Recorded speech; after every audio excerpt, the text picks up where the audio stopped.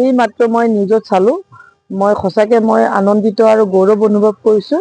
কাৰণ মই তৃতীয়বাৰলৈকে মই কংগ্ৰেছ দলৰ যিটো বিধায়কৰ হিচাপে টিকট সেইটো মই দলে মোক প্ৰদান কৰিলে।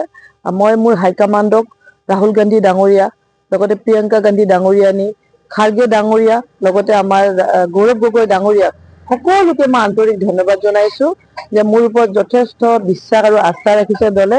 আৰু দলৰ হৈ মই যথেষ্ট কাম কৰিছোঁ। তৃণমূল পৰ্যায়ৰ পৰা আহি মই দুবাৰ বিধায়ক হ'লোঁ। আৰু এইবাৰ মই যিখিনি কাম কৰি আছোঁ ৰাইজৰ মাজত, নিশ্চিতভাৱে এই হাজো শুৱালকুছি যিটো বিধানসভাৰ চিট, এই চিটটো অতি গুৰুত্বপূৰ্ণ।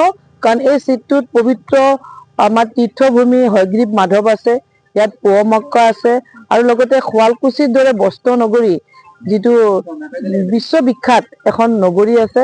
মই ভাবোঁ যে এই ঐতিহাসিক যিটো সমষ্টি, এই সমষ্টিটোৰ পৰা প্ৰতিনিধিত্ব কৰিব পালে মই সঁচাকৈ গৌৰৱ অনুভৱ কৰিম। সেয়ে মই আশা কৰিছোঁ যে মোৰ দলৰ কৰ্মকৰ্তাসকলে যথেষ্ট কাম কৰি আছে। ব্লক কংগ্ৰেছ, মণ্ডল কংগ্ৰেছ, বুথ কংগ্ৰেছ আজিৰ তাৰিখত যথেষ্ট শক্তিশালী। মই ভাবোঁ যে আমি সকলোৱে মিলি যেতিয়া ইলেকশ্যনটো আমি সকলোৱে যেতিয়া খুব ভালকে আমি নিজৰ কামখিনি কৰি যাম, নিশ্চিতভাৱে এই চিটটো আমি জিকিব পাৰিম।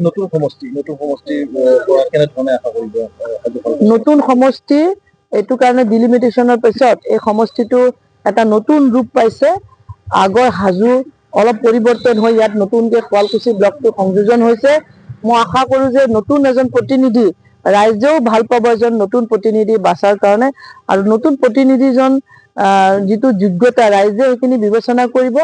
আৰু মই আশা কৰোঁ যে ৰাইজৰ মাজত যেনেধৰণে মই কাম কৰি আছোঁ আজি কেইবছৰ ধৰি, নিশ্চিতভাৱে ৰাইজে য'তে গৈছোঁ মোক খুব ভাল সঁহাৰি দিছে।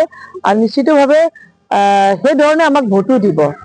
আৰু আমি একদম 100% এইটো চিয়'ৰ যে এই চিটটো কংগ্ৰেছ দলে বা মই এই চিটটোৰ পৰা জিকি আছোঁ।